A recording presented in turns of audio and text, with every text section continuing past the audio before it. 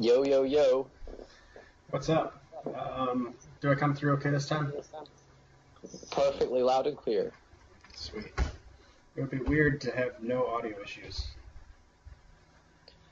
It would be in the current year. We may have to invent them. If the Blender Barn didn't exist. You would have to invent it anyway to keep people on their toes. That's right. Yeah. We'd have to inject chaos into the system to keep the fish swimming and healthy for when we eat them. They'll be more delicious. Something like that. Cleve and I were discussing similar principles earlier today. It's all perspective, man. It's all just magic. That's all it is. But then the magic becomes real when it becomes pain. And then when it becomes pain, people change their behavior. So you guys, we're talking some, would that be gray magic? I can't really tell. We were talking magic in principle, because Cleve made a very interesting comment that no matter how powerful the super melon heads think they are, if there's always some fool who comes along with some new idea that changes the perspective, and then bang, all it needs is a tiny shift in perspective, like Bitcoin is a tiny shift in perspective, and all of a sudden Bitcoin unleashes this new kind of swarm consciousness into the financial system. So yeah. I was thinking about that because I was rereading that Schneier article that I always link to, and it's in my prerequisites. Mm-hmm. That's got to be even more tasteless than having office hours. But I was thinking about Bitcoin as I read that, because it was describing the process of trust when you go through a transaction with some guy. You write him a check, and he doesn't even bother to check to make sure that you have a bank account beforehand or something. He just takes it and he's like, okay, I'll do your plumbing now. And so as trust erodes, the Bitcoin thing is going to completely change how that shakes out.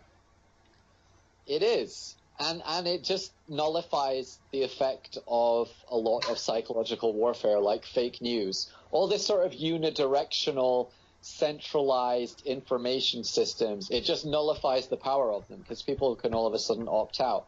And even just very simple shit like kind of a decentralized GitHub for investigative journalism, where people can be paid bounties. Like, say you had something on, like, George Bush being implicated in 9/11 or whatever. Mm-hmm. I'm sure there's some like crazy billionaire in the United States, like the Koch brothers would probably give you like $2 million for that or something.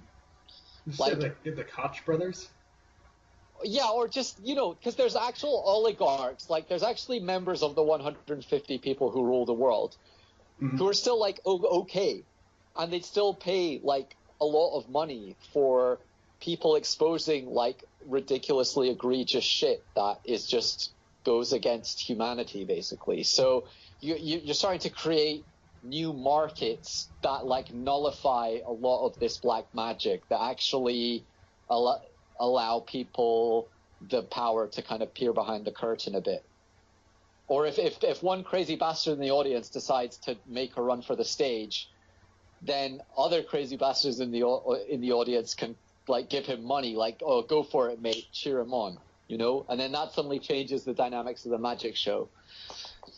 Yeah. So if you're talking about eliminating the oligarchs, eliminating threats to the show, right? Because the show must go on. That's Mellon principle number one. Show it is, absolutely must go on, and you can't threaten it by doing the too egregious shit. So, yeah, the Mellon Boone magic is limited because Mellon Boons are a bit too stupid and they fall into habit, like saps do.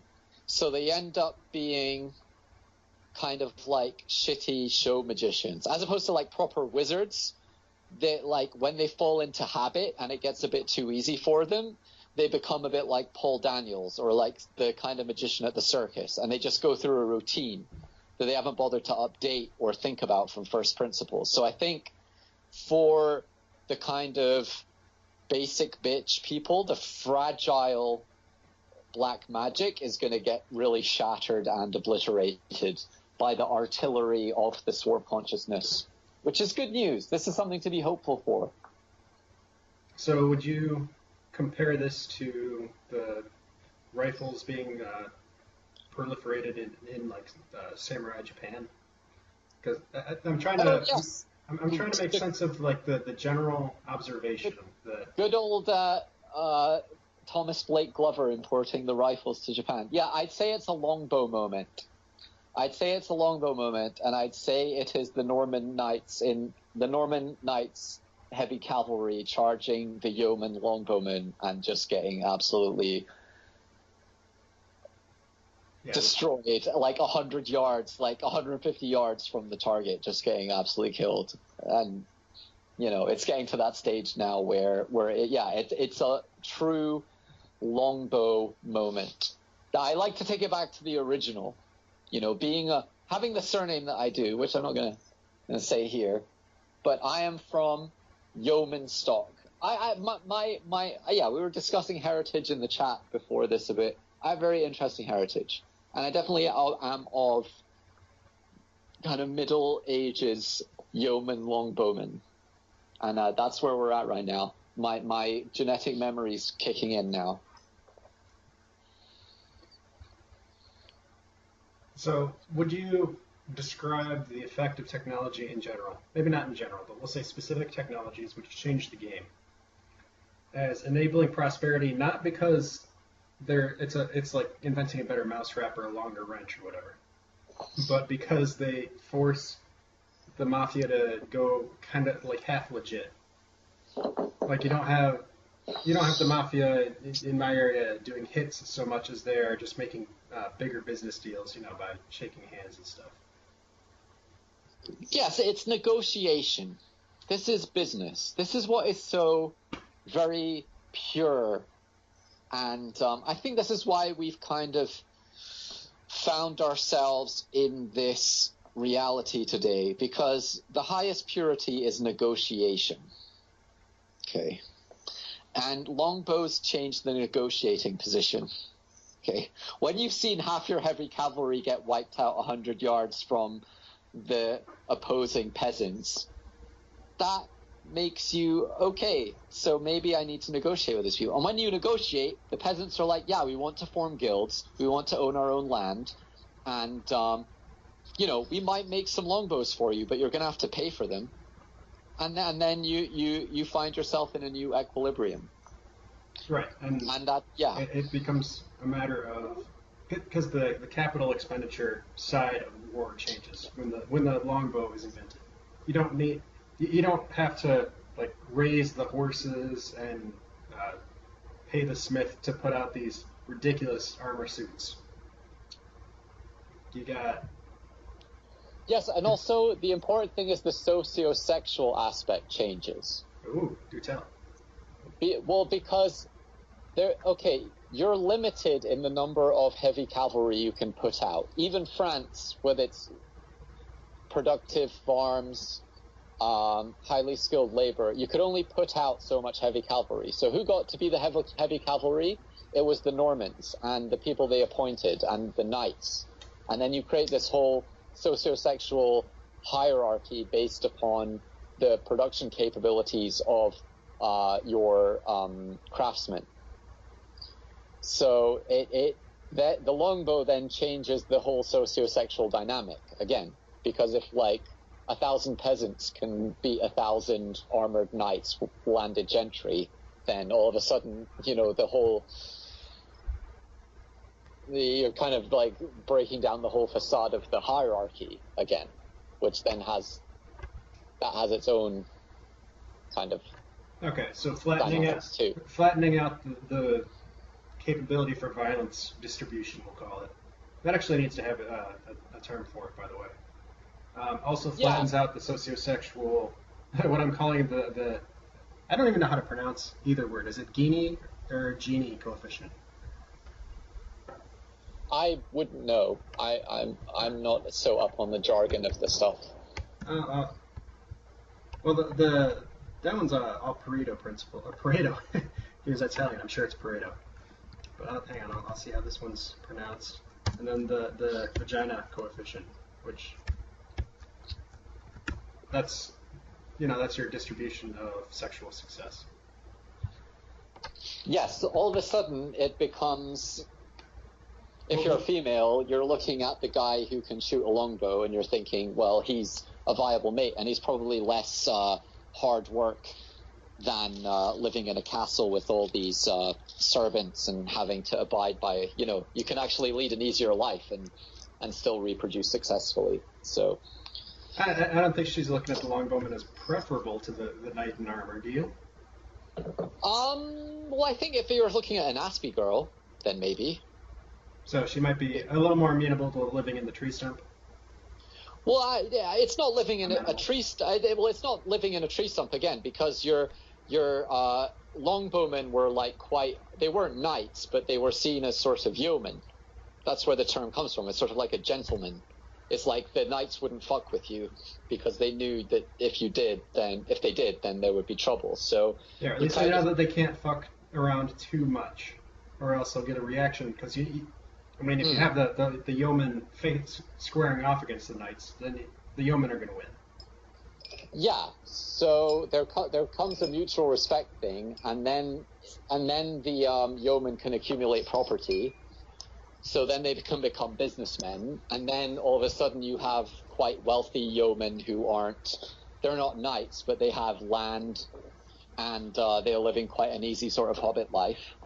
And I think for actually a lot of Aspie girls, and Aspie girls are interesting because Aspie girls are viewed in a totally different way to Aspie guys. Like, Aspie girls are super hot. And then all of a sudden they're going to be saying, do I really want to live in the castle in that kind of stuffy environment, or do I just want to sort of smoke weed and live with my dogs? And for girls like that, they're going to then sway the female sociosexual thing. It's curious that you say that they're seen as super hot, because I have noticed that girls will try to ape the affectations. This would be neurotypical girls will toward the higher end, like we'll say middle class to upper middle class, they will, what's the word here? They'll ape the accoutrement. Yeah, they'll ape the sort of Aspie girls. Cutesy, I love dogs and I love coffee and I love being imaginative and doing paintings and goofing about in the garden, and then it becomes, and then because the upper middle class white women are doing that, then all of a sudden it changes the whole sociosexual dynamic of a whole load of white men.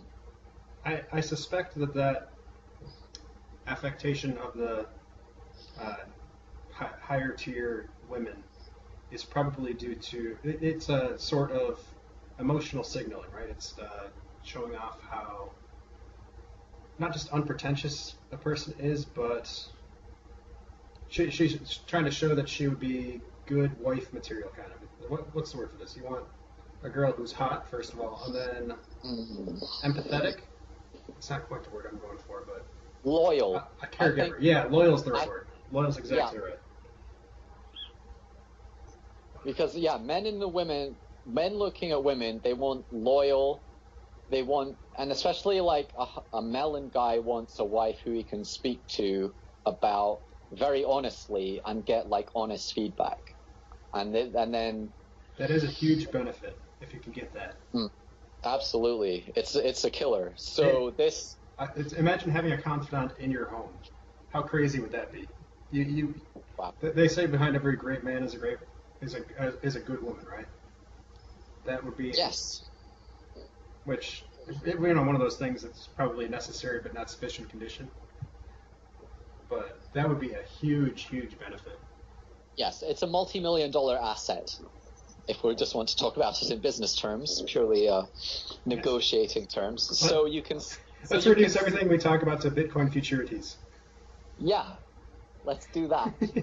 it cleans up the conversation. So anyway, so all of a sudden, so imagine you have your sort of.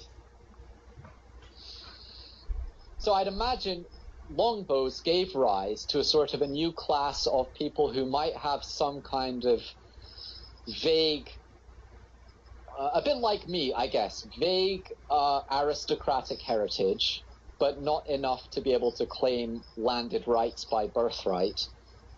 So sort of a Frodo Baggins type of guy. Yes, with like a heavy Thal wife who he could confide in, who was a highly skilled craftsman and could knock a heavy cavalry off his horse at 100 yards. And this is progress. This is what I define in MT terms as human progress. Okay, so off the wall question here, because I don't know nothing, as we've established. Is this what Robin Hood is about? The whole archery and accuracy thing? Does that come from the yeoman thing? I bet that's where that comes from. Yeah, I think Robin Hood, I mean, that was my favorite show as a kid. I can still remember the theme song, like Robin Hood, riding through the glen. I loved that. And I think because archery, like, the king made Sundays exclusively for archery practice. So you couldn't participate in any sport on a Sunday unless it was archery. So all around the country, all around Britain, you had people competing once a week, every week in archery. I'm actually in favor of that. We need to have that in the ethno-state, or whatever ends up happening in the UK. Yeah. I think Robin Hood, to my mind, is precisely that kind of a person. He was probably a third son of some kind of aristocratic family that didn't entitle him to land when he came of age. So he had to sort of make his way in the world, and he did so, and he did that by kind of what I'm doing now, is like finding a bunch of Thal types who are highly skilled and like forming his own clan and sort of building up a reputation for himself. And eventually, if you have enough skilled people on your side, then the other side, even the Sheriff of Nottingham, has to negotiate with you eventually. So Robin Hood is just what kind of folklore should be about, because it tells a story about a very interesting time. I wish we had a Robin Hood story about someone like Thomas Williams, who was pressing copper coin just at the start of the Industrial Revolution, because that's another longbow moment, is the Condor token revolution, but that's been sort of buried in history. They don't want people to know about it. But would you mind, this is what's so amazing about. Would you mind explaining that one a little bit? I remember you saying something about the commoners using their coins and the aristocracy using their coins, but I don't know the story. Okay, well, it's a bit like what we have now. So the Royal Mint did produce pennies, and the Royal Mint ostensibly promised to redeem pennies at 240 pennies to the pound in gold. But the problem with the pennies that the Royal Mint made was that they were easily counterfeited. So more than half of the pennies in circulation ended up being counterfeit pennies. And what you ended up with was a two-speed economy, where the landed gentry and the industrialists could transact in gold and silver, but the laborers were stuck in what was essentially a barter economy. Because the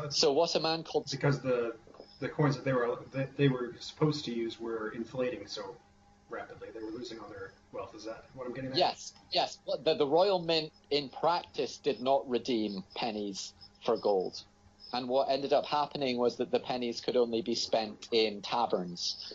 So anyone with a penny could only really spend it on alcohol, which meant that obviously, like, the lower classes couldn't accumulate wealth and couldn't really have any sort of meaningful economy. That would be a great setting for a sort of economic fiction type of novel, because if you think about it, if the world were just sapes and just melon boons, and there were nothing more to it than the very cynical approach to it, then both parties would have been content with pennies being used to buy booze, because what else do you need? If you're a melon boon, all you really want them to do after work is drink, and if you're a melon boon, all you want to do after work, after you've been pushing blocks up a ramp, is drink.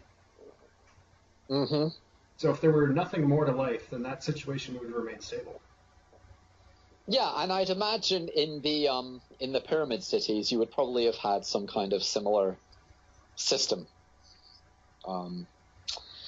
So what a man called Thomas Williams owned a copper mine in Anglesey, and he saw this problem with the copper-based economy, and he said he had a very simple idea, and the idea was thus: I will make my own copper coins, and I will redeem them for gold. And I will redeem them for gold in Anglesey or London at 240 of my own pennies to the pound. So in doing so, he immediately created a huge market for the copper that he was producing. And all of a sudden, ordinary people had good money, which is the name of the book. So George Selgin, who's an Austrian economist, that's the title of the book, is Good Money, and it's all about this chap Thomas Williams.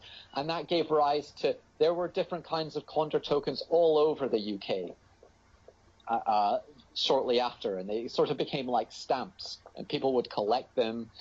Different parts of the country would have their own Condor tokens, but the original ones were the Anglesey Druids from Thomas Williams' copper mine in Anglesey. And then that plus an interesting artifact of banking in Scotland. So in Scotland, the Crown was afraid that the Bank of Scotland had Jacobite leanings. So the Crown set up the Royal Bank of Scotland in Scotland. And then you had two banks competing for deposits. And they settled up at the end of the day with each other in gold, in hard currency every day, because they were both fighting to put each other out of business. Because one was royal leaning, the other was Jacobite leaning. And then because they were both fighting for deposits, those two banks came up with almost every kind of retail banking instrument that we consider normal today, like overdrafts. So, for example, it was competition-driven innovation, is what I'm getting from that. Yes, absolutely. So between the two, between Condor tokens and the fight between RBS and the Bank of Scotland, gave rise to capitalism. Because the Royal Bank of Scotland and Bank of Scotland had to create yield for their depositors, they were fighting so they were looking for the best investment decisions all the time. And during the Industrial Revolution, Scotland had double the economic growth of England. This is something that people forget. So Scotland was far poorer than England at the beginning of the Industrial Revolution, but by the end it was slightly richer per capita. It's curious. So this would have coincided with the Scottish Enlightenment then? A little bit afterward, if I'm getting my dates right here. Yeah, afterward, because the Scottish Enlightenment was sort of the 1600s, and then this whole industrialization thing. But I think the Scottish Enlightenment, it set the intellectual foundations in the minds of the would-be industrialists in terms of the invisible hand of the market. It really founded the understanding amongst the Scottish technocracy as to how to go about making change. So Glasgow in its heyday was probably the city of the world in terms of industrial advancement. There was not an industrial good made in the world that was not made in Glasgow in its heyday. Isn't Glasgow just gangs now? Glasgow is a shithole now. It's not Detroit level, but that's because of a lot of British cities get a lot of central government money funneled back to them to create like fake jobs and things. But Glasgow, it's sort of like Detroit if you and the gangsters in Glasgow, they're not so high level as the gangsters in Detroit. So the gangsters in Detroit kind of run Detroit, but it's kind of like still the central government of the UK that kind of runs Glasgow. Ah, okay. So it's a great deal more bureaucratic than... Yeah, and that kind of holds the bullshit in check. And also there's like Detroit was like made in a day, kind of. Whereas, you know, in Scotland they still hold on to the heritage, and I think there's more of a historical bond between the people that stops them behaving towards each other in like the really bad ways that happen in America, you know. Yeah. But yeah, no. I mean, that still to say, like, Glasgow is horrible. I mean, some parts of Glasgow have a life expectancy of like 55, like worse than That sounds like Ghana and Nigeria and shit. Yeah, that's far worse than like the parts of Pennsylvania and, you know, the Rust Belt where people have just completely given up. Whereas in Michigan, it splits on racial lines for the most part. I mean, there's some shitty stuff going on here, but for the most part, we haven't gone the way of Pennsylvania. So, and certainly not the way of West Virginia or Ghana. I kind of want to bring that back around because I'm interested. This is going to have to play into the eventual solution to the collapse coming up, because we know it's going to have something to do with changing money systems around. We know it's going to have something to do with guilds, and we know it's going to have something to do with churches with shotguns, which is the podcast that Boneflower and I put out last time. And I haven't put it up on the blog yet, but he did put it out on the Discord, and it's on the YouTubes. And the basic idea behind that is make churches a male space again. You know, put a gym in the basement, have martial arts classes, and put a range out back with just the piled up earth, and, you know, follow the rules and all that. But there's so much demand for that. You know that is where the alphas are going to come from, who will be high trust and be able to put together groups that can actually do something. Have you seen the TV show Preacher? No, you mentioned that before, but I have not. Is that like a Netflix thingy? Yeah, it's on Amazon Prime, and I watched the first season the other week, and I honestly think this is exactly what you're speaking about.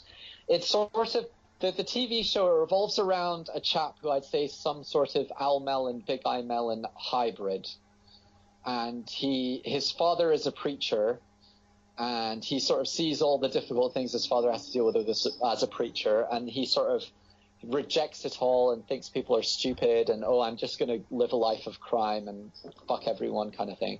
First pastor's kid ever to go bad, right? Yeah, absolutely. That's never happened before. And but then he finds that the life of crime is even worse, and he comes back to be a pastor. And when he comes back to be a pastor, he has this sort of protector demon that drops in him from on high, which is it's very funny. It's like a 120-year-old Irish vampire who's being hunted down by religious vigilantes called Cassidy, and he kind of becomes his best friend, and Cassidy like helps him fix the air conditioning in the church. Yeah, I imagine that would act like a life of crime would probably make you better at being a preacher, man. Yeah, and that's a great metaphor for that too, having that sort of inner demon, you know, just externalized as a vampire. Well, he does actually have an inner demon as well, because he becomes possessed by, apparently it's this being, a supernatural being that is the kind of offspring of some kind of Romeo and Juliet romance between the armies of heaven and hell. And it's this, and he can harness the power of this demon to make anyone do his bidding. But he kind of finds out through the first season that if he doesn't explain himself properly, then people interpret him in the wrong way, and it can have like really bad unintended consequences. So it's kind of about like a Big Eye Mellon, like understanding their demagogic power, but also understanding that it can have like really bad unintended consequences, and kind of looking into the void of their own existence. I find it's really, really good. It's very like Sapiens, like everyone's sort of backstabbing each other. Like this one kind of, I describe her as a CT girl. And the Snake Mellon mayor is like hitting on her, but she finds out that he's a bad person, so she feeds him to the vampire. So he like locks him in the room with the vampire, and the vampire eats him. So it's like all that kind of stuff. But at the center of it, you have a man who is actually courageous enough to face up to all this bullshit. And one of the characters. I just want to stop there. This is why I tell people that Netflix is anime for normies. It's because it's the same low art shit. It's just it happens to be a completely different sort of like wallowing in your own filth type of entertainment. So that's all. Adult dramas are anime for normies. That's all I want to point out there. Yeah, and well, I think one of the characters is very interesting for me, and he's a kid who committed suicide, and all you know at the beginning is that he attempted suicide, and he has a face that literally looks like an asshole. He shot himself out. I'm sorry, I'm a child. Well, everyone makes jokes about it the whole time. Like even his dad makes jokes about it. So, but he's actually very sensitive, and you find out through the story that he was sort of an incel who approached like the hottest girl in school, and she rejected him. So he came back with a shotgun and shot her in the head, and then attempted suicide and failed. And he also failed to kill the hottest girl in the school, but she's become a vegetable with half her head blown off. And then you have this preacher dealing with this intense hatred, and you can imagine the very difficult position that puts the community in that you have this deranged kid with half his face blown off, with a face like an asshole, who's actually attempted to murder one of the nicest sort of prom queen girls in the whole town, who's now a vegetable, and this preacher guy, he actually handles it with a lot of even for like, you call Netflix anime for normies, fine, but in the way that anime tackles some very difficult existential issues, I think in the same way this kind of series is again tackling these kinds of very difficult. Yeah, there's high art hidden in there. Yeah, I'm sure every town in America has like incels and like resentful kids and people who've done really bad things, but they still have to live together as a community, and they still have to function, and everyone has to have a business to live and stuff, and that's what I really like about it. And I think, how I was telling you earlier, like my grandfather on my mother's side was sort of like a big eye melon. This would be the ape. Or is this... Oh no, the one on my father's side was like more an owl melon, but on my mother's side it was more like a big eye melon. Okay. But so he like idolized Bing Crosby, like that was his guy, and he was sort of demagogue for the Labour Party, and to his credit, in the end, when the whole Tony Blair shit started to happen, he just turned his back on it and just said no, I'm not part of this anymore. And I think watching things like that, it really, because I think these kinds of big eye melons, sort of at their worst, they just cause so many unintended consequences, and they're just really, they're the one of the worst. Like I just see them being so bad, but when they're actually introspective and start to understand their own power, I think that's like a really beautiful thing, Yeah, I do too. And I think it's nice that somebody has the sensitivity for that to actually portray that struggle in this show. That's heartening in a really weird black magic sort of way. Which I'm using black magic. I don't actually understand what that term means even. But it's changing. It's just think about it like light. It's like a whole of refraction and reflection. So this is like James Bond in The Man with the Golden Gun, or Bruce Lee at the end of Enter the Dragon. They always sort of enter a hall of mirrors and refraction, and they're almost fighting themselves as much as they're fighting the enemy. Okay, I actually get it now. Yeah, so that's what it's doing. Sort of black magic it's sort of like me and Cleve were discussing earlier today. It's like robots, and the only robots you see being designed today are like sex bots and kill bots. because that's like reflecting the lowest aspects of our nature. And I'd say that's the best description of black magic, is that it is sort of about sex and death, and like it is sort of like the blender barn, and it feeds your sort of lowest desires. But if I may summarize, black magic is, so we say magic is perception management, perception shift. Black magic is perceptual shifts which happen below the lumens, so at the subliminal level. And white magic would be things describing things happening where, in symbolic terms, you're able to shine light. You're able to see. That's where it's at the conscious level. So that's where you're making conscious decisions. No, I'm going to reframe this. I'm going to see this differently. Versus when you like using optical illusions, you're hacking the perceptions based on knowledge of how they work. So that would explain where the mirrors come in. To give an example of this, actually a really interesting one. So there's something called real quick. There's something called the Ebbinghaus illusion. Everybody's seen this. The Ebbinghaus illusion makes you think that a dot surrounded by big dots is smaller than the same dots surrounded by smaller dots, and the strength of that illusion is about 10%.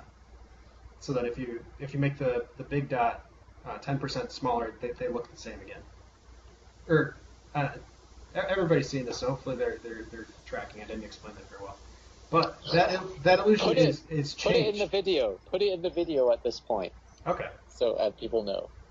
So if you tell somebody, if somebody intends to pick up one of the dots, the strength of that illusion is smaller, but it only changes.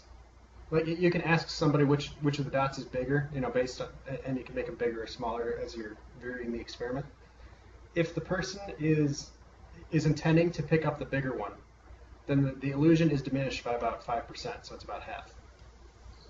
So if you're hacking perception at that level by changing the way people actually perceive the world by introducing intentional reaction to that. So let's say you're asking somebody to pick a stock, and there's a 10% difference between them, but there's all this hype, which is giving them some sort of like 10% illusion of how strong a company is, which makes a huge difference if you're picking interest rates or something.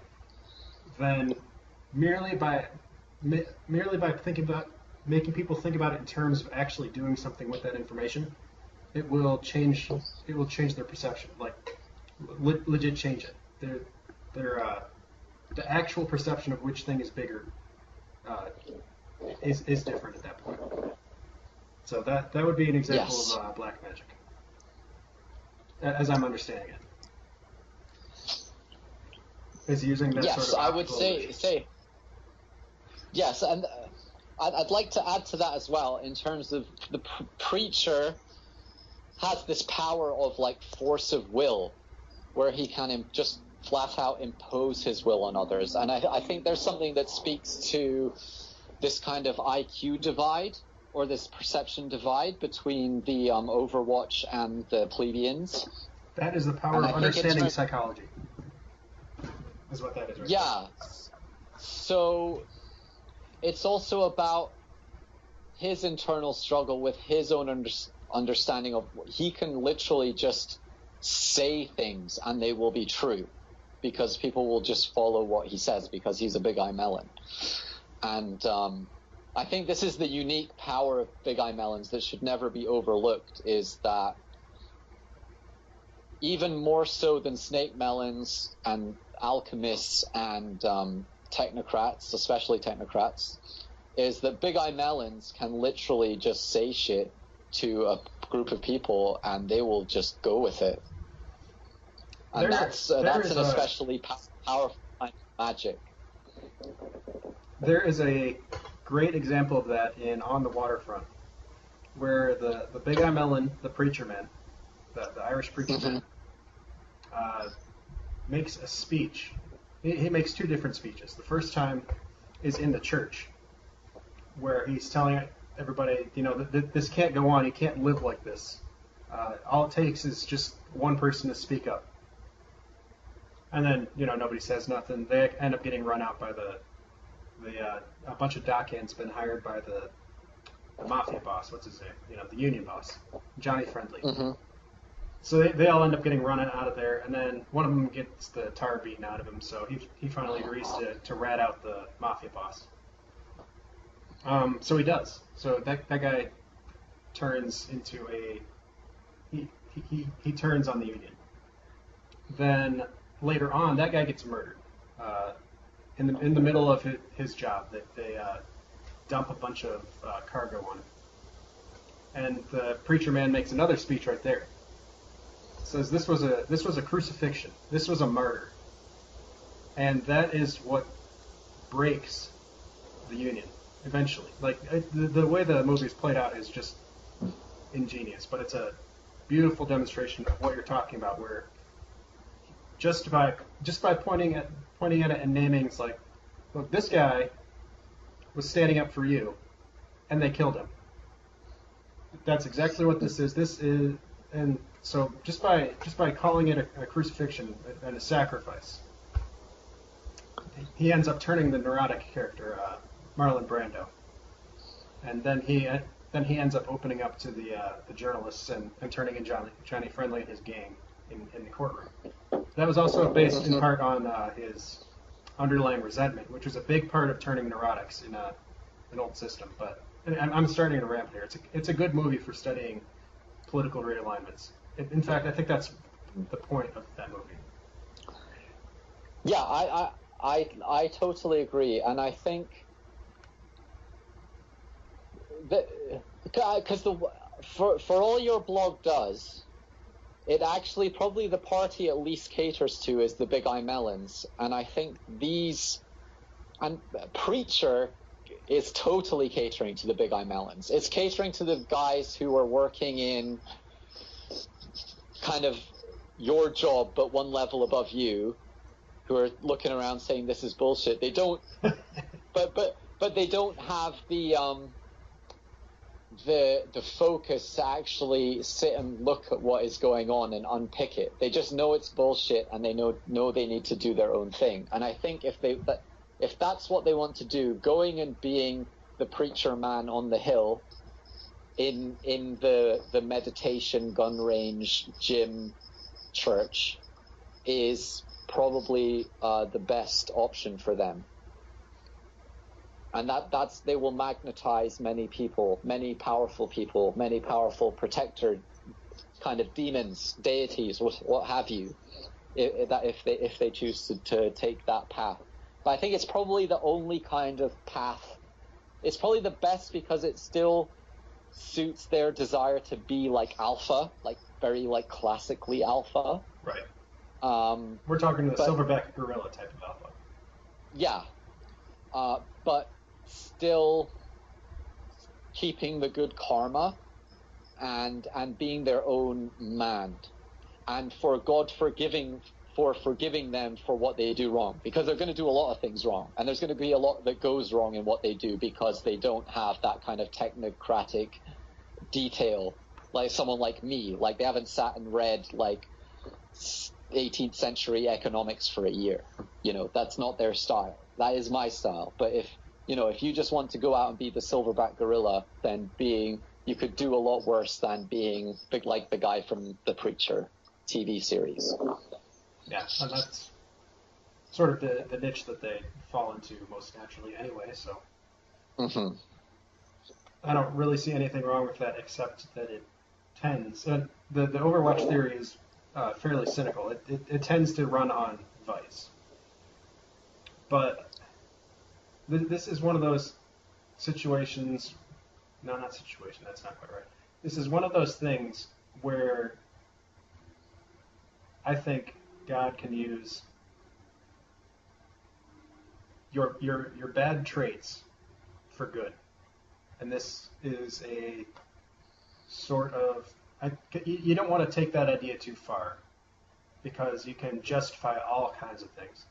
But what I'm getting at there is... yeah, especially with Big Eye Melons, you probably don't want to tell them. Like, you just want to limit their bad side as much as possible and just be like, look, mate, you're fucking going to hell. Okay. Because the sadism is real. The sadism Yeah. is real.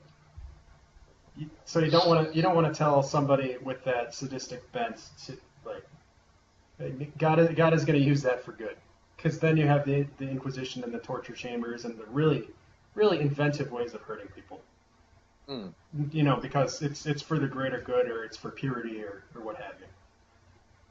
So I totally get what you're saying there. But the point stands that, in general, God can find good uses for your particular failings a lot of the time. Like, I'm trying to think of a good canonical example for that. Well, there's a really could good talk about you example and in me. there's a really good example in Preacher. Okay, so Preacher is really good at fighting, and there's a kind of Crow Melon type who considers himself the tough guy of the town, and he's like the leader of the gang kind of thing, and he's like the right-hand man of the local business owner. Okay, so your typical kind of Crow Melon, like piece of shit kind of henchman. Fulfilling the perfect societal function right there.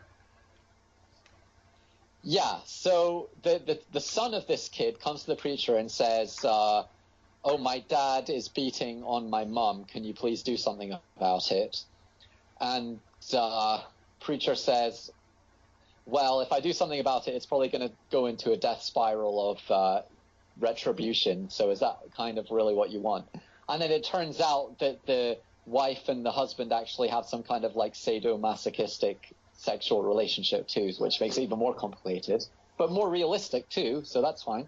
And eventually it kind of culminates in a bar fight where the Crow Melon and the Big Eye picks on the Big Eye Melon in the bar, and the preacher's like, don't fuck with me because I will make you squeal like a bunny rabbit.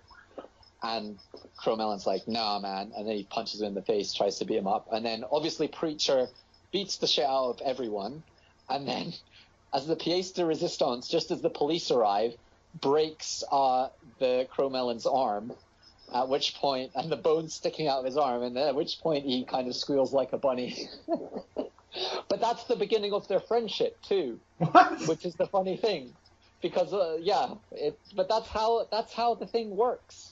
Because then, and actually that's the perfect function of the Big Eye Melon, is to be sadistic to that guy who's just overreaching his boundaries but doesn't understand why.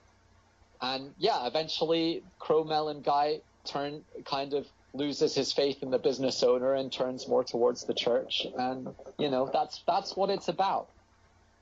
So that perfectly describes what you're saying. What we're describing here is so on the Crow Melon side, you have the guy with the crow back who just wants the kill bots and the sex bots, right? That's it. He's got his basic drives. He's happy with that. Doesn't need more out of life. And then he's got that melon front, social savvy, so he knows how to talk his way out of a situation. He's very clear on the politics that are happening around him. Has a lot of nuance, but he's using that to just get the stuff that he wants, which is the sex and the killing. And so you have that's a very antisocial set of traits, right? Personality-wise, that person's going to be a predator in your system.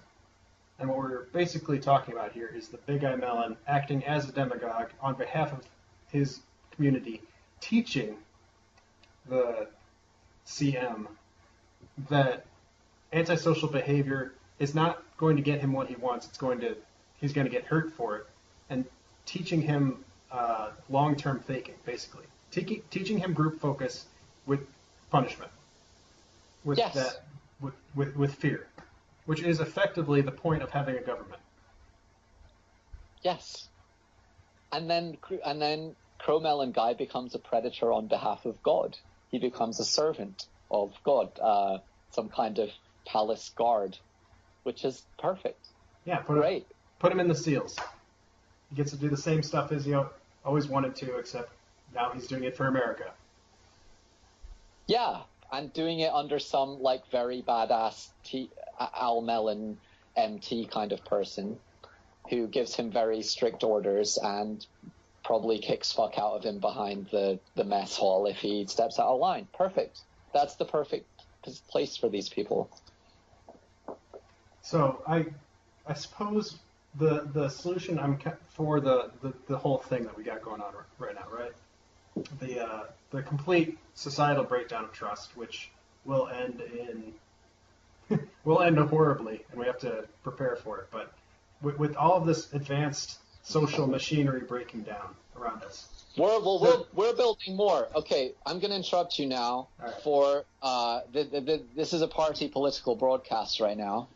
We're taking over the airwaves because what me and Cleep were speaking about earlier today is the Makerverse. So this is a complete antithesis of TEDx 2040 that we were speaking about a few weeks ago. What it is, okay? Imagine, John Lennon, imagine that your typical plumbers today, joiners, like your kind of high-functioning Cro-Magnon saps, we call them Reagan make their Democrats own robots. Okay, your Reagan Democrats can make their own robots using like some kind of augmented virtual reality drag and drop thing. So you want to put wheels, and it's just like Legos. It's just like Meccano or Legos. Put wheels on it, you put a camera on it, you put a laser scanner on it, you add your machine learning to it, and you just build it right in front of you. And then once it's built and it works, the system prints out CAD files, so it can be 3D printed. You can sell it digitally. It becomes a digital asset. So using game currency, you could like sell it to some guy in India if you wanted to, or you could build it yourself. So that's where we're going. I have started the Blockchain Robotic Engineering Consortium, Mycroft and I, and our mission statement is to distribute the benefits of automated robotics as widely as possible across society. And this firstly starts with right now, so open source robotics, it's actually very good what the open source people have done, but in typical open source fashion, if you want to build your robot, you have to do it in some kind of obscure XML format. Okay? So, because it's an XML format, it's already quite highly abstractified. But you still kind of have to use your parentheses and have all your variables and enter them explicitly. And of course, if you have sort of one piece of syntax wrong, then the thing doesn't load up and it gives errors. So we're going to get rid of that. The robot programming, or are we talking about the way of chaining them together as Legos, is XML? What we're talking about today. So today you have a thing called Arviz and you have a thing called Gazebo. And they're basically game environments where you can hook up all of your sensors and actuators from your robots and kind of see what your robot sees. So Gazebo is basically like Unity. And you have your robot, you place it in a world, and then you build your world around it. So it could be an office environment, it could be a little obstacle course or something. And that's just like Gazebo shows what the real world is. Arviz shows the world through the eyes of your robot. Okay, I'm following you. So that'll show you what does the laser scanner see? How does the Monte Carlo localization algorithm, how is that working to, like, how accurately does it know where your robot is at any one time? And they kind of use these two things together, but it's very clunky, and you have to still get into the heart of the code and code everything up like a web page in the XML format and stuff. And because I'm doing the Udacity robotics software engineering nano degree at the moment, and most of my time is spent debugging XML code, basically. Huh. But it's like, just do it, and you don't know what the right answer is. What's XML code describing? So the XML code is describing, like, okay, the chassis of my robot is a box, and the box has these dimensions, and then the wheels are cylinders, and then the wheels connect to the chassis at this point on the box. So it sort of defines the joints and what it looks like visually, and then what the collision dynamics as well. So there's like separate visual and collision geometries as well. So, but you kind of get where I'm going. Yeah. But it's open sourcey. It's for the maker community. It's not for your plumbers are never going to look at XML code and really give a fuck about what's going on. Okay, so I wouldn't why be so not sure about that, but yeah, let's keep going. But they would. Okay, I'll tell you what they would if they could make something and sell it immediately. If they could make something and sell it immediately for like $100K, yeah, absolutely. But right now, I'm saying you give it to them. You give it to them when they're 8, and you tell them it's a video game. Well, yeah, there is that. But you could give it to them when they're 25, 30 and say, make this, and I'll buy it from you for $100K. Yeah. But right now, that's how you make it cool. Right now you make something, but then you have to jump through all the technocrat hoops of actually making a business from it and finding a market for it and blah, blah, blah. But we're stripping away all these other barriers. So literally you can just make something and someone will buy it, or you can make it immediately. But right now there's all these kind of structural Overwatch barriers where, you're kind of impinging on my horse trading scheme here, and what gives you the right to kind of butt in on my thing. So this is the problem with robotics, and it's why only like heavily integrated verticals can make robotics work. So Amazon, Alibaba, these things where they own the whole vertical, and they have very free trade within their system, then they can really advance robotics. But actually in the outside world where it's more like Preacher, or people stabbing each other in the back for the poon and blah, blah, blah, blah, blah, it actually becomes very hard to make these deals. But because of the gaming currencies now, like Engine Coin Game Protocol, where you can make something in a game and sell it to a third party, and it's all tracked on the blockchain, you could do that with robots. So we're going to do that, and we're going to do away with XML code. If you want to use XML code, fair enough. Go for it. Knock yourself out. Basically, we want something where there's a bucket, and there might be some kind of joint in the bucket. There's like maybe a length of pipe. There's maybe a box. So you can like build your walking dog robot, and then you can put your reinforcement learning algorithm into it, and you can train it in the game world. You can take advantage of these massive GPU clusters in the cloud, and you can literally build your own kind of Boston Dynamics spot robot, and then you can use a 3D printer, print it up, piece it together, and Bob's your uncle. Okay, so that's where Cleve and I and Mycroft and all these other people, that's where we're going. The DAO of autonomous robotics, designed and made in the cloud using very intuitive, gamified user experiences that even where it almost feels like Fortnite. And then imagine in the game you have all these Thal guilds building like the latest and greatest robots, and then all these sort of saps like fighting wars for territory with each other, and then the guild like selling them the latest robots. Here's the latest kill drone, and then the military industrial complex. And then the military-industrial complex can look at it and see how, look, this SAPS team seems to be winning because they're buying these drones from this little group. We should go to that little group and see what they're doing that's special. And you create this whole simulated world, and then that creates basically a big war game, a big, massive multiplayer war game of autonomous robotics that stops us all killing each other, because we'll have all killed each other 100 times within the game before we ever take it to the real world, and then we can actually find a real world equilibrium where we're not selling each other fucking frigates and like stupid 1950s technology. And because if this is real, okay, so the British government recently just signed a deal to build frigates for Australia. Okay, Australia needs shit that works because China is taking over the South China Sea. They're building islands in it. They're building artificial islands in it, and they're just basically occupying it. Australia needs to be able to fight back. They can't fight back with a frigate. It's fucking ridiculous. Who the fuck? I want to know the mental process that happened.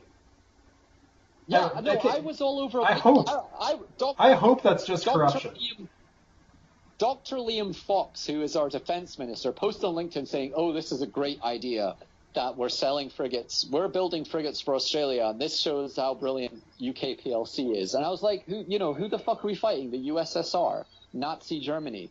Like, get real. I'll tell you what, 100,000 crowdsourced kill drones in a swarm built by a massive multiplayer online gaming community would wipe the fucking floor with UK PLC. I'll tell you that right now. And probably for about 100 times less money than one frigate. That would put the fear of God into China straight away. I'll fucking tell you that right now. So that's where we're going. We're going for world domination, okay? Yeah, it always comes back to that. It might not be good for everyone. It might not be good for everyone, but I mean, hell, even Cleve approves of my world domination plans. So, you best get with the program, because as far as I'm concerned, he is the acid test. If your concept gets past Cleve, I'm sorry, there's no one else's opinion that I'm really gonna listen to after that. That's a pretty good acid test. That might actually be the most useful function of people with IQs like his, is just to look at an idea and then tell you, this is stupid. Here's why it's not going to work. Or what you need to do is use this platform and this. Come back to me in 20 years when you have something that works. And then I'll tell you it's stupid. You know what he told me? Do you know what he told me? He told me if I could get this today, I would mortgage my house 3 times over to get it. That's what he told me. So he thinks it's going to work. So he said, I have my own projects, but none of them are nearly as exciting as this one. Wow. But my girlfriend needs to know I'm going to be paid for doing it, so I need some kind of remuneration. I can't even say that word. I need money to do it, but I'm all on board for doing it. So there we go. I'm not half bad for a Melon Boone. Let's put it that way. I feel like that is peak Melon Boone. You can't do better than that. Yeah. I've met worse. You're not the worst I've ever done. I appreciate it. No, I'm not the worst I've ever done either. Fucking hell. I had one Melon Boone, he blocked me on LinkedIn recently. Do you know what I told him? He was some kind of like cyber security guy, and he was talking about how he's going to bust the people. Did you? Okay, he said he was going to bust the people who released the Panama Papers, and his whole thing is his tagline, his motto is some kind of, it's a Roman, it's said in Latin, but the English translation is the law is hard, but the law is the law. And I told him the law might be hard, but the reality is harder. And then he gave me all this spiel, and I was like, I've met people like you before, and the problem with people like you is you think you should be important, but ultimately you have no talent. So what you end up being is a toy police and a bully for people who need to be locked up for a very long time for stealing billions of pounds from ordinary working people and basically putting them back into the Stone Age. And you are basically, yeah. And then it just sort of, I can't remember how it went on, but it was basically like, you're basically a talentless fucking toy policeman and just basically fuck off. And then he blocked me. Well, he's a bureaucrat. He's who did that great post explaining how people at the top are characterized not by talent or even by like colorful personalities, but they're just really bland except for like a shark interior that comes out just a little bit every now and then. I think that was like American Conservative or something, some weird ass place that you wouldn't expect something really profound like that to come out of. So edgy to come from. Yeah, but it's so true. I've seen these people time and again. But they end up, their problem is they end up becoming very predictable. Because they're sort of people who've stumbled upon strategy that works according to the current context. But all you need to do is drag them out of context a little bit, and they're completely lost. Yep, they and can't then you adapt. just pick them off. Because and then it's just it's Darwin, baby. They can't handle the risk. Yeah, whereas my thing, I am just an intuitive Bayesian thinker. I am an intuitive anti-fragility machine, and they can't deal with it. They don't know what to do when I turn up. Okay, I want to come back around to my solution, which is a lot less exciting. It's the churches with shotguns thing, because they gotta be integrated at some point. You got to integrate the technology solution that you're talking about, and the churches with shotguns, which eventually grow guilds out of them. I'm not going to interrupt you after I say this, but what your churches with shotguns is missing is your artificial intelligence robots 3D printer kind of tinkerer guy. You need to cater to him because he's going to create your kill drone countermeasures. And you need your meditation guy, okay? And there's actually a piece of free real estate just down the road from me that I'm looking to create like a robotics meditation place, which is kind of similar to what you're saying. But I think like your robotics meditation place and your churches with shotguns need to merge. But after that... That's what I'm saying. They got to be integrated. The floor is yours. Yeah. They got to be absolutely. Horizontally or vertically integrated or whatever the fuck. I don't know nothing about it, economics and business, but yeah, these ideas got to be merged because they're missing each other. Like your techno futuristic solution is missing a religious backbone, and my religious solution is really appropriate for like 300 years ago. So what I would say is to every fan of churches with shotguns, I would say, attract your local maker community. So the people are making robots in their basement. There's always some guy making some shit in his garage. Okay, you need to get that guy. And then you need to get him interested in AI. Okay, because this is the main weapons of war today are blockchain, AI, and... Are we ignoring immigration for this consideration here? Are we talking about just the tools? Because you'll be able to control your own boundaries of the thing. So there might be a few immigrants who are cool and you can let them in, but it's your church, so you have your property rights over it, and that's really. Okay, so we're talking about the different. We're talking about the yeoman knights thing again versus the knights fighting the knights or the yeoman fighting the yeoman between national boundaries. Yes, and also you need to do some kind of like yoga well-being thing because you need to attract the yoga bitches, and they will, and like hippie kind of people, and then you need to like red pill them. There's a funny thing about that because we have two very different subcultures in America. There might be something comparable over there, but it's the homeschoolers and the hippies. Like if you go to some sort of gun conference or a gun show, that's going to be your two demographics. Mm-hmm. It's homeschoolers, and they're going to be dressed, as normal as possible. They're going to be dressed like Mormons, and mm-hmm. they're going to have my fashion sense. We talked about that. And then you're going to have paper shirts, the graph paper shirts, and the cargo shorts, and the socks and sandals, and like. That they have strong. There's potential there, but anyway, and then you got your hippies, and they're going to be dressed like trash, but they believe in, whatever weird ass combination of socialism and gun rights and Michael Moore and Ron Paul and who's the anti-war guy, Justin something, Raimondo. They're going to be some weird mishmash of those things, and these two groups of people to come together at gun shows. And they mix however well they possibly can.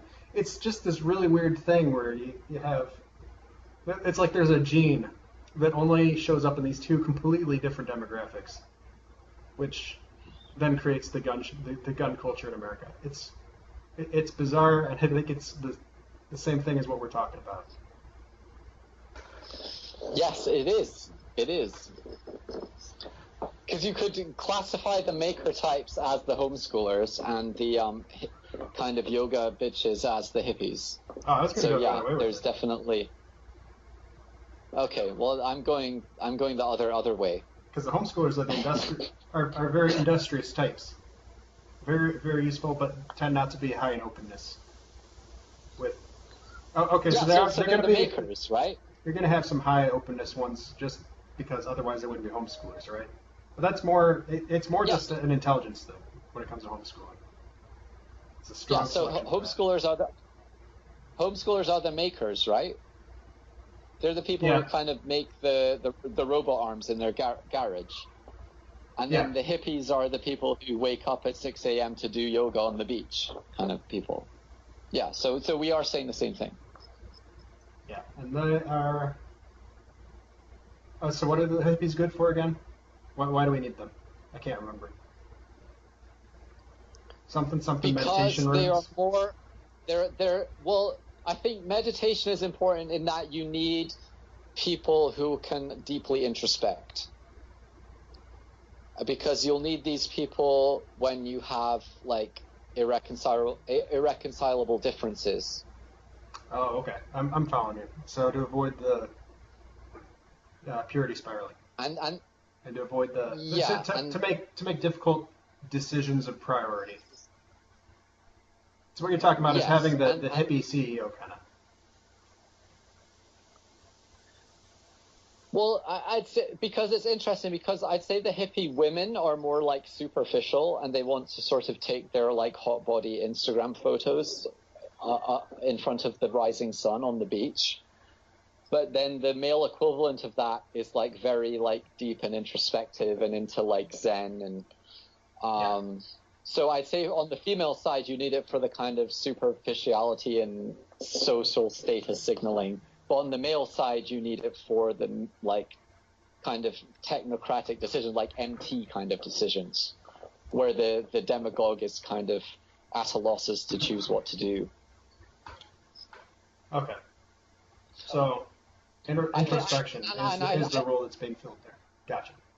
Yeah, Introspection and the weird ass comfort stuff that the hippie chicks bring around. Because I mean, they would bring hummus, right? Like homeschoolers probably eat hummus now. That's not a bad thing.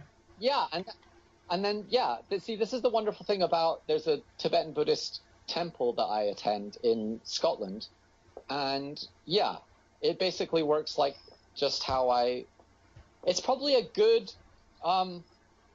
prototype for what you're trying to do, because they attract all different kinds of people. It's like a very healing, very like everything can grow there, very non-judgmental. They kind of tick along with their work. Everyone sort of argues with each other, but at the same time they still come to a conclusion and get on with it. So there'll be like the kind of new age meditative Zen people will turn up with their like hippie yoga girlfriends. And that's kind of an interesting dynamic, because like the dudes are like very intellectual, like very introspective, have read a lot of like Buddhist literature and stuff. Yeah, go ahead. But the women are more like, yeah, I want to like do my yoga in front of the Buddha statue and take an Instagram picture of it, kind of thing. That's pretty deep. I mean, just the meaning, you know. The naked chick. Anyway, that's a fun visual. But anyway,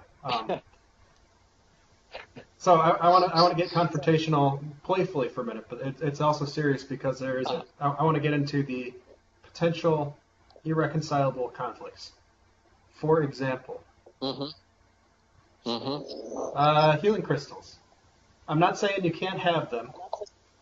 I'm just saying I keep them at home. I don't want to hear about them. I don't want to see them. Definitely don't want them in my church. I would prefer if they weren't in my town, so you could like live on the outside of town and have them there. Maybe your weird ass witch woman type of stuff. All right, so I've just paid $1,700 for the perfect healing crystal manufactured by Nassim Haramein himself, and it's got a whole patent on it in terms of how it resonates with the the structure of creation at the Planck length, and it's of a size where it naturally vibrates at the vibration of the resonant vibration of the Earth. I'm just now starting to realize how perfectly we map to these two personalities I was talking about. Like, I'm 100% homeschooled kid in the matching shirt, so you can find each other at Cedar Point or Disney World or whatever you've heard of. And I'm sitting here just fuming.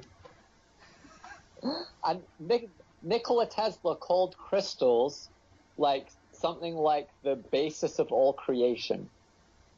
So my view on it is they're sort of using healing crystals as some kind of false icon where you kind of like worship their power without understanding what they are or what is really going on. Like, you haven't actually taken the deep introspection to understand like what is a crystal and what is its actual power, what is it doing. I think that's wrong, making some kind of false idol of crystals. But if you look at them like a technology, then I think that was an interesting way for it. I'm going to have to think about that. Then they're no worse than Facebook, because Facebook is like very sinful, and Instagram and all these things. But I find all these amazing people on Facebook, and I email people, oh, do you know an economist who can do like blockchain economics? And I find them, and you know, I wouldn't be able to find them any other way. So it's not so much the thing, it's people's relation to the thing. And what does it do? What doesn't it do? I think this is the problem with Facebook as well, is people think Facebook does a lot of things that it doesn't do. And they actually dump a whole load of responsibility onto these platforms for things that they are not built for. Likewise, healing crystals. With some caveats. That's my... Sorry, I was going to spur you out about that for a second, but the principle that you're talking about is correct. And there's something going on here that I don't entirely trust, but I can find very simple biblical analogs for it, which basically allow me to say, okay, I don't trust it yet because I haven't thought about it, but I'll go along with you for now, because I think you're right. I just don't trust it. Yeah, it's like a doctor. Well, it's like a doctor. It's like you're right not to trust the doctor when he gives you medicine. Like, you're right to go online and say, you know, is it a good idea for me to take OxyContin? And then if you have any sanity in your mind, you'll say, no, I'll probably take some kind of indica marijuana instead because it won't make me addicted. Okay, so I think this is the Christian mentality. This is the Buddhist mentality, is to actually, when someone gives you a gold coin, you're like, oh, is this really gold? No, I'm just gonna pour some aqua regia on it just to make sure. Okay, don't take it personally or anything, but. So, yeah, that's my answer to the thing. All right. And I suppose I'll throw out a couple of examples that I thought of. So, in the Old Testament, the Israelites, for example, there's this really interesting story when they're out in the desert wandering around, where a bunch of snakes come to the camp because they'd been stupid like they always were. And the snakes are killing everybody. So God says, make a snake statue, which is symbolically interesting. And then they raise it up so that everybody can see it everywhere in the camp. And all people have to do is to look at the snake if they've been bitten, and they'll be fine. But a lot of people just refuse to do it, and they end up dying, which is interesting in the sense that it's like basically admitting that you have a problem, or admitting that, you know, there's something wrong. And then the symbology comes up again later in the New Testament when Jesus is talking to Nicodemus. It's a very famous chapter where you get John 3:16, where he says, as the snake was raised up in the desert, so the Son of Man must be raised up. So Jesus is saying, I'm going to take that same role as that snake statue did back in the day. But the thing about that snake statue is that later on in Israel, they started to worship it as a god. this was one of the things that it eventually had to be taken down and burned because it was being used as an idol, which is also really symbolically interesting. That they have this historic artifact, and since obviously you can't worship God, right? I mean, we're a bunch of degenerates. You can't just stick with the thing as it is. We need some sort of we need to make our own God. Like that was always what the Israelites did. They always wanted to make their own gods because they couldn't just do the thing. Yeah. They couldn't just do the thing, so they're always making their own gods. And they decided to pick that one because it's got all that history. It's like, well, God gave us this. It would probably be okay to worship it as if it were God, because I'm sure He wouldn't mind. He gave it to us. And then it had to be torn down and burned and destroyed and all that, because, that's not what it was for. These fucking idiots. Yeah. Every damn time with these people. All right, that was enough of that. But that's an interesting story. Well, it's the same with healing crystals. As soon as people lose their proper relationship to them, then get the fuck out of my church. But if people are rational with it, then I think it should be allowed. So, because I think are we agreed that the Amish Are we agreed that the Amish have the wrong idea about technology? I think that the Amish are actually very rational.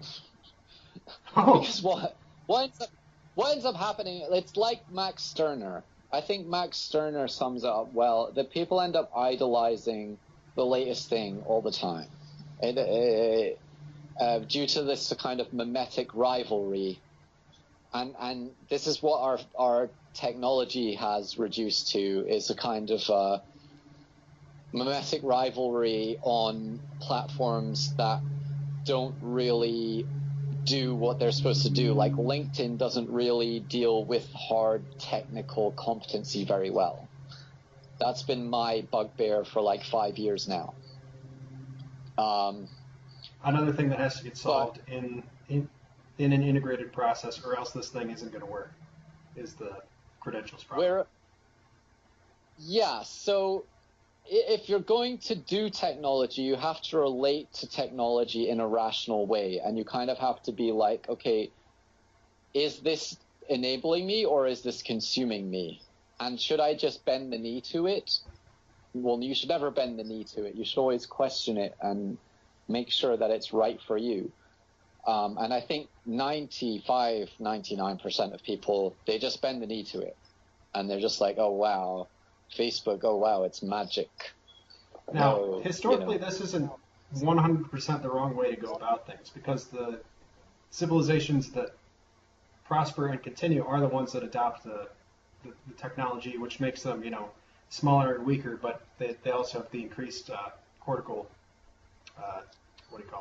thickness, which allows them to use the tool correctly. What I'm getting at there is you can't expect the very best attitude from everybody. It just has to be what there is enough. there's a Manichean cull amongst those who adopt the technology, is what I would say.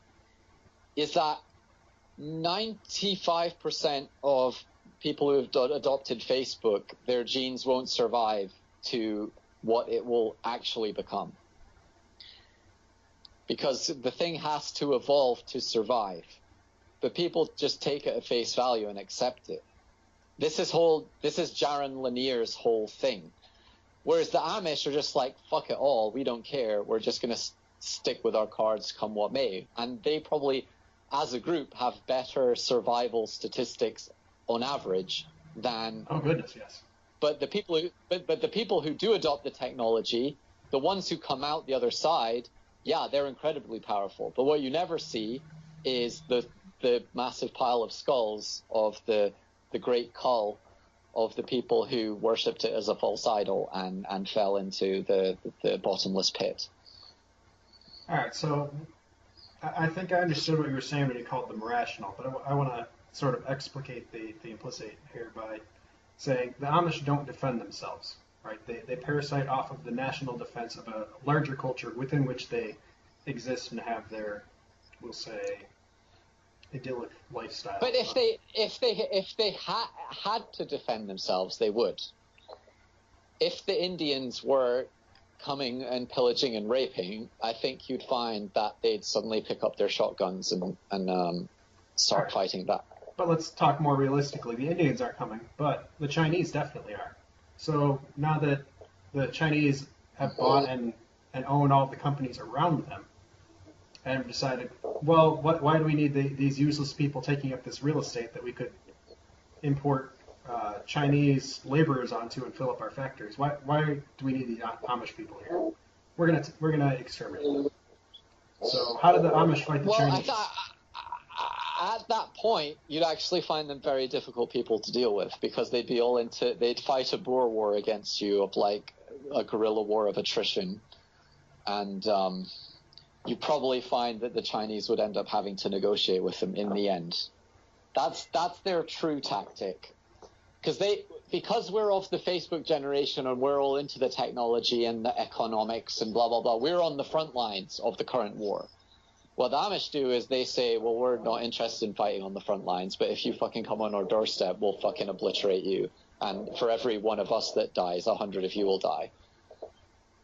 And do you want to fight that? And the answer is no. So they just have their way of doing it. You could call them parasites, but ultimately, I don't mean that in the sense that it's usually meant, but we're not in. It's not a draft, okay? No one's drafted into our fight. We fight our fight because we chose to. So the Amish fight their fight on their terms. And to me, as a business person, I totally respect it. It's opportunistic. You got to give them credit for being really smart. Yeah, it's the great unwashed in the middle who are going to be crushed between the Scylla and the Charybdis of the thing. They will resent it, but they're not fighting our fight, and they're not fighting the Amish's fight. They expect us to fight for them. You know, how many Joe Sixpacks are fucking fighting the Chinese right now? None. But they're happy to go to the Super Bowl and, you know, live in their house that they paid $40,000 for in 1989. So, you know, it's just how it goes, man. You know, but the Amish, they've opted out of all of it. You know, so fair play. How much will they be able to survive their opportunism in the future, I wonder? Because the basic gambit that they've gone with, and I do think that they're smart because they have incredible lawyers. I mean, they get great protections from the federal government because they negotiate. Boneflower always uses the example of the Scientologists as sort of a model to follow if you're trying to survive in a world that is hostile to you. Like, nobody fucks with Scientology because they will come after you. And they have a lot of money and a lot of lawyers, and they're very good at it. But I would actually put up the Amish as a more sustainable example of that sort of attitude, where they aren't aggressive, but they will carve out a place for themselves and then defend it with their lawfare, with their legal fighting, and you know. So they have great. What is it? Who are the people who go to Washington and ask for favors and spend money and stuff? Lobbyists. Yeah, Amish are great lobbyists. So you got to give them credit for being smart and self-interested. No, and if you invade their land, you'll find that they build great machine gun nests as well. I'm sure. That's the thing. How much of their culture is opportunistic, like we're talking about? They're only interested in growing the genetic stock. But we all have to be opportunistic. It's a jungle. It's not. That's the thing. You know, even in the tundra, the megafauna is only megafauna because it's opportunistic, because it can be megafauna in the tundra. As soon as it becomes temperate, then the megafauna is no longer an opportunity, so it gets smaller. This is a brilliant That's just comparison. the law of nature. It's a brilliant comparison. Okay. They are.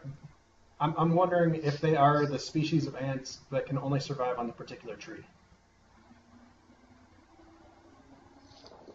No, I think that they can survive. If the Chinese do come, and some Chinaman in a tin helmet comes with a megaphone and says, "Get off your land," that they're going to experience a very bad time. Unless they just nuke the whole thing, but then it's worth nothing to anyone anyway. So I suppose we'd have to know more in that specific example about the Chinese than I do, because I don't know shit. I don't know nothing about nothing. well, and the thing about the Chinese is they're very measured. They like to maintain the value in things. They like to, how would I put it? They don't really do the scorched earth thing unless they really have to. And are Amish really worth doing a scorched earth policy against? Because that then makes you look weak. Because you're doing a scorched earth policy against fucking 16th century technology. I mean, how much of a fucking dickhead do you have to be to do that? So, but to actually go to war with them, there's going to be a rifle behind every blade of grass. So that's true. You can't. So you can't. What are you going to do?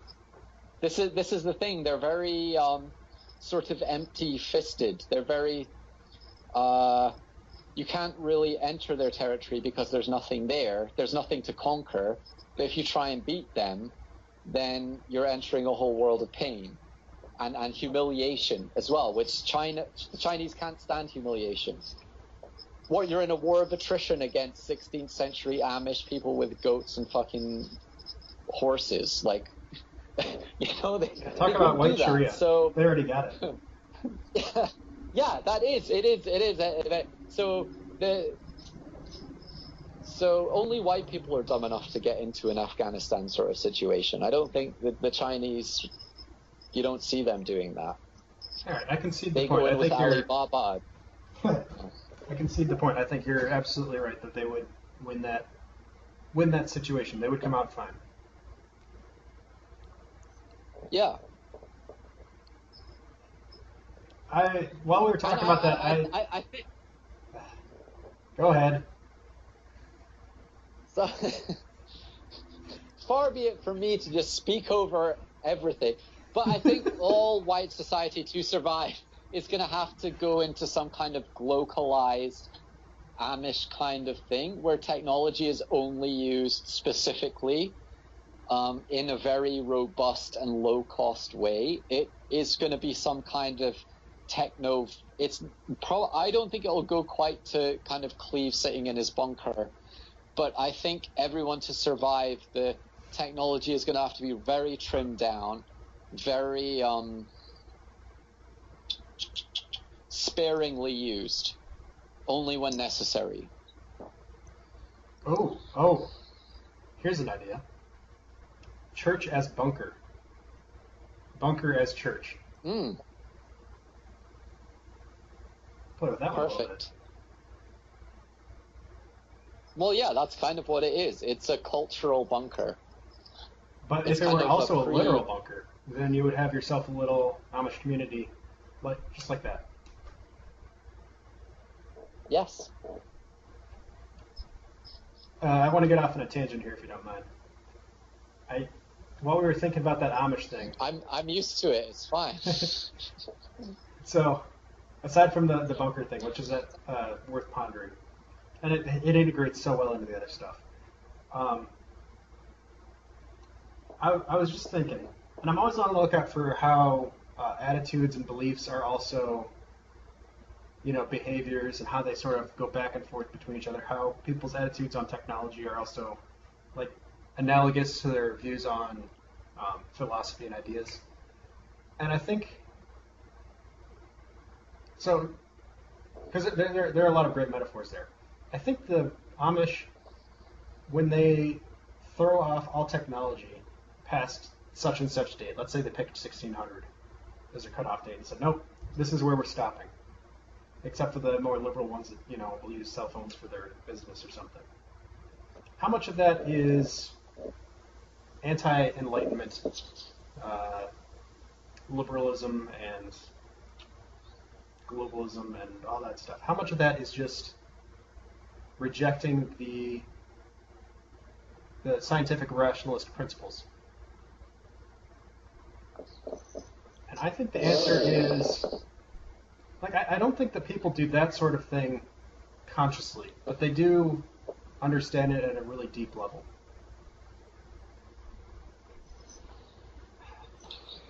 I suspect that is probably the motivation for the Amish lifestyle.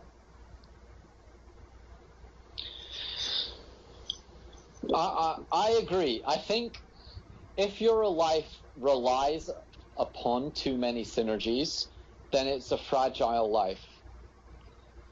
Because you don't want to lead a life where all of a sudden, kind of like a Detroit auto worker, where all of a sudden Japan is doing things better than you are, and you've got some kind of asshole union leader that's preventing your factory owner from competing, and then you suddenly sort of find yourself out of a job due to the economic weather, and you've sort of been subjected to an economic natural disaster that's way far beyond your control.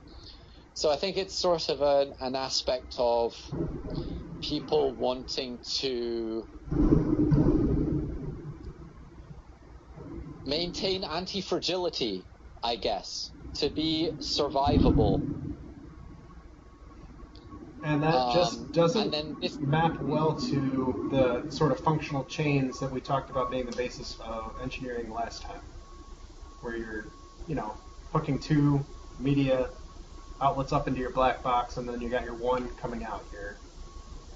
Got maybe your controls coming in and your power coming in, and then on the other side you've got such and such power coming out, or it's that there's an inherent risk in that if you're expecting deterministic outputs. There's an inherent fragility, like you were talking about, as opposed to if you have either massive redundancy or just great simplicity. But the whole this was also the problem with the sort of scientific rationalist approach to philosophy, where people said, where people make these incredibly complicated systems of thought, and then it goes wrong in one place and the entire thing is devoid of content. That could describe a lot of the philosophies that came out of the scientific revolution, which were trying to approach the basic epistemological problems from with Descartes' rules of rigor. It was just these massive systems, which, if they failed at any one point, the entire thing falls apart. Yeah, you end up creating a lot, basically what could be described as fragility. And what the invisible hand giveth, it taketh away. So what's amazing about the invisible hand is that it creates untold wealth, but it can also all of a sudden put an individual in a position where they're trained for a job that is no longer relevant in the economy. It can put them in a position where their institution has to blackball them out of expediency. So it can put people into kind of all sorts of dark corners of existence without them knowing. And very strange ones, too, that can be exploited by intelligent people who understand the system and are also malevolent. That's another trouble with that. And that's one of the things that kind of goes wrong with philosophy.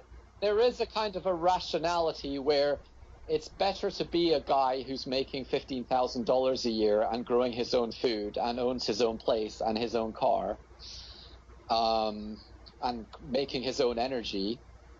You'd much rather be that guy than the millionaire who's sitting leveraged to the hilt against oil prices and like a $10 drop in oil prices, and all of a sudden he's broke and he can't eat. So I think that this is the kind of anti-market mentality. It's manifested as a sort of an anti-free market mentality, kind of socialism in the macro, but in the micro, it kind of comes down to a kind of an Amishism kind of thing where you know, people just kind of want to be a hobbit and just get along in life and reproduce and be safe. Well, they want to be a hobbit, but then once people become hobbits, and this is primarily due to female status driving, this is sort of the original problem with people driving women out of their political movements, is once you have that basic level of prosperity, women particularly, but also men, because they want to have sex with the women, they got to keep up with the Joneses. And that's where you run into the problem that most fringe political movements in the, you know, run by white people don't really understand, is that you can't live in the tree stump. One, because you're going to get massacred by numbers, right?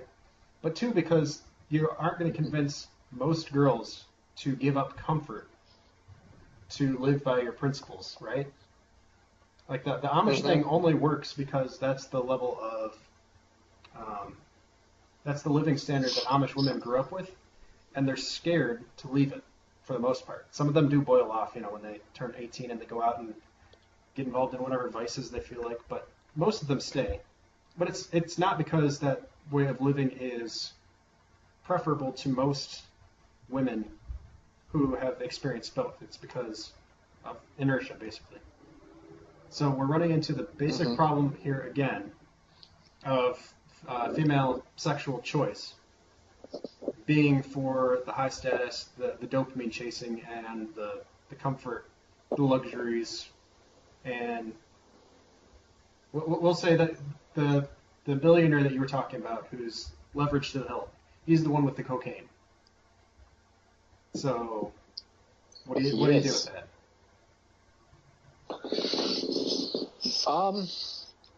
Well, I think, what you're describing is I'd say like mimetic rivalry on the whole, where people, they have a set of standard goods, and there's one guy drives a car that's $5,000 and another guy drives a car that's $50,000, and they both do the same thing, but the girls sort of aggregate around the guy who with the nice car. Just the guy in the Ferrari is going to get the girls. So I think the important thing to do in that situation for a human society is to as closely map the good principles to the outcomes and curtail the people gaming the system for the sociosexual advantage, which is what the West is really fucked up with most recently. We have people who basically turned up at the bank and declared an income that they don't have, and then they've taken out a loan to buy an entire city block that's then increased 500% in value. Mm-hmm. And all of a sudden, just for basically telling a lie, they're worth like $5 million, and then all of a sudden they're surrounded by all these women, and it just sort of fucks up the whole thing. So I think this comes back to kind of Cleve and I's Makerverse idea, where you need to tie it's just economics. You need to tie genuine human furtherment to money. And the people who are interested in genuinely creating things that improve the human condition will make money and will be able to compete with those gaming the system. So it's about sort of creating a fair playing field. I think without looking more too deeply into it and without studying the long history of industrialization and the global economy and things, a lot of millennials have been born into a time that is very strange. I mean, I grew up, I've seen it firsthand professionally between like 2006 and 2016, what was really going on in the corporations and what was really going on with the banks, the property market, all this kind of stuff. So I know it's very weird. And just being saddled with that, you can kind of think, oh, well, the economy is just some kind of bullshit that spits out money and you have to have money to eat. So, I go along with it, but it really bears no relation to any genuine value. But and from the experience of people who are in their 20s today, yes, that's true. But from the broad experience of the 200 years, the 300 years, that is an aberration on the general trend. Because, of course, at some point, someone has to actually produce genuine value. Of course, at some point, you have to have lawyers, accountants who actually care about genuine rule of law, genuine, honest accounting, these kinds of things. If I may sum up the weirdness of the situation, America has burgerized, to use your term, has burgerized melon magic, which is to you use the weirdness of perception and economics and try it, but the power of affirmation to create or at least aggregate value around yourself based on a checklist that you can find on jagged.com or something. Yeah, that's precisely what happens. You basically have the McDonald'sization of financial centralization of power through socio-sexual manipulation, media subversion, all this kind of Levinsky, Beria kind of subversive stuff. And it's actually, to me, what's so amazing about it is that America still sort of functions despite all of the bullshit that goes on. And like 95% of what goes on in America is complete bullshit to my mind. And there's 5% of it, maybe even less, that's actually carrying the burden of this immense amount of fuckery. So there is actually a great seed of hope. And I think this is what Trump means when he says America has never been stronger. Because actually, at its core, America, in terms of the people who are really adding value, it's almost built this sort of diamond of people who are just totally indestructible and know everything that's coming at them. And there's Americans, they're starting to invade the even the left-wing subversives. Like, did you see this week the child sex traffickers who were the Democrats were protesting that child sex traffickers were being arrested? Did you see that this week? No, I didn't, but it's not really surprising. Everything is coming out in the open lately. But I actually think that the right are actually setting up these things to make the left punch themselves in the face. Yes, they've been very good at that recently. Like, whoever is advising Trump, you got to give those guys credit. I saw a meme on Facebook. There was a left-wing march, and there were people carrying a flag, workers against work. And to me, those were right-wing plants put in there carrying that flag, and no left-wing person was challenging them. That's kind of like that was actually just created to take the piss. Yeah. So you actually have these people who they understand all the left-wing subversion, all the tactics that can come at them, and they're just using it against them. And that's such a great tactic too. The fact that China can't really implement trade tariffs against America because everything America makes, it's basically been reduced to the kind of pre-independence economy of just making basic goods. America doesn't really make finished goods anymore. So when America's exporting wheat and corn and basically a whole bunch of unfinished goods, how can you put trade tariffs on corn? America could just export that anywhere. Do you see what I mean? So actually America in terms of a negotiating position is actually very strong. And it has a generation of people who've experienced all the bullshit, everything that could possibly be thrown at them, and they're still there. You only need that diamond because of the technological sophistication of the people who actually run the shit. You don't need that many of them because their tools are so powerful. Yeah, it's just informal power. it's the mass formal power of China and all its blah blah blah, like hierarchical systems and Confucianist technocrats and what have you, just against a bunch of like hard-nosed people who are just extremely anti-fragile, who've seen everything come at them and they're still there, and they don't give a shit. So. Okay, so I see what you're getting at there, and I think you're probably correct, because like you said, you have the raw materials, and then you have the people who understand from how you get, from the wheat all the way up to the bread. They understand every step in that process. And you only need a couple of them because they have the power of robots and automation on their side and so on. I want to spur you out on one of the things that you said.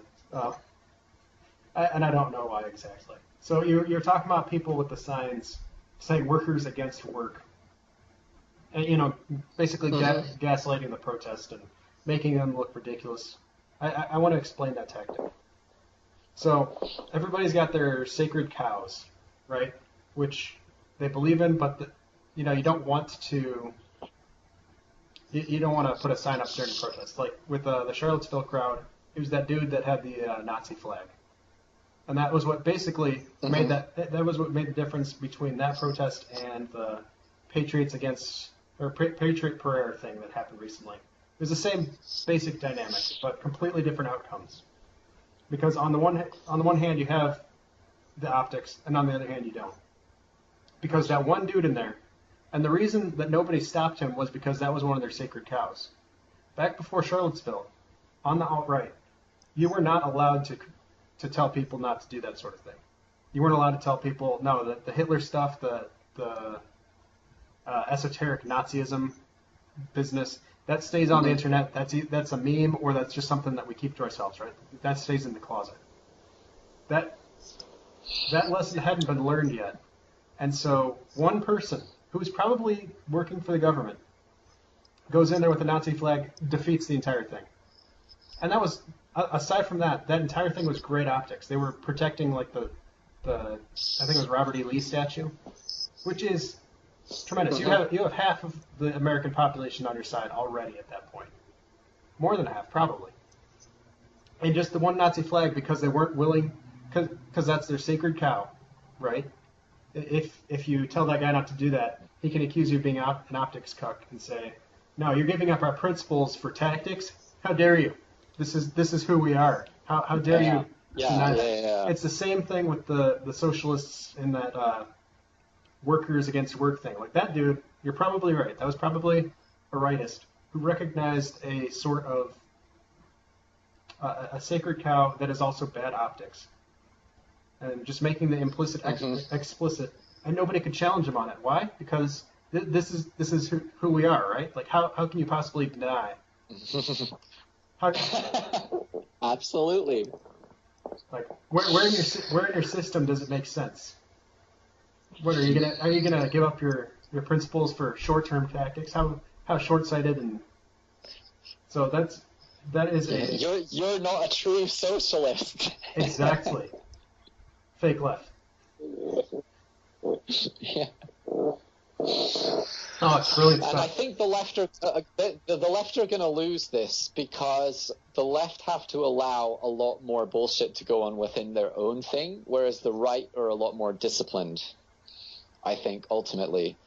I think the right at the upper levels are more disciplined, yeah. Whereas the left has no self-awareness right now. First of all, that's why they're losing. But right now, the upper echelons of the right. So we're talking about like the lower level FBI employees and that kind of stuff, and military intelligence.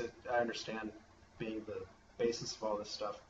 Like those guys are better at what they do than the people that they are fighting against at the upper levels. And that's really what matters, because it's the same thing as we were talking about. You only need that diamond in a world of, technological reach. Like it only takes one video from one cell phone to completely change the narrative. It does. And I think the left on the ground, because it's a very uneasy alliance of sort of ghetto blacks, LGBT, Latinos and stuff, and like the Latinos don't like the blacks don't like the LGBT, and then within the group, I mean, I saw a San Francisco gay pride march where there was like a transvestite beating up a lesbian, just like, and there was like a mass brawl between like transvestites and lesbians and all kinds of stuff, and it's like it's like them versus like kind of Proud Boys type anti-Antifa. It's really no contest in my opinion. Do you see what I mean?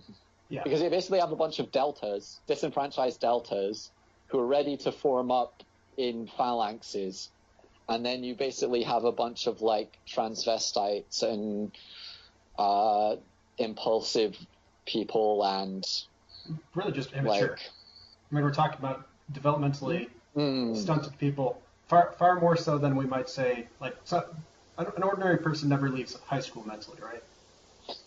But we're talking about on the left, people who never left elementary school, basically, like never got to puberty. Yeah, and also on the left, their core militarized base is Antifa, who are basically weak.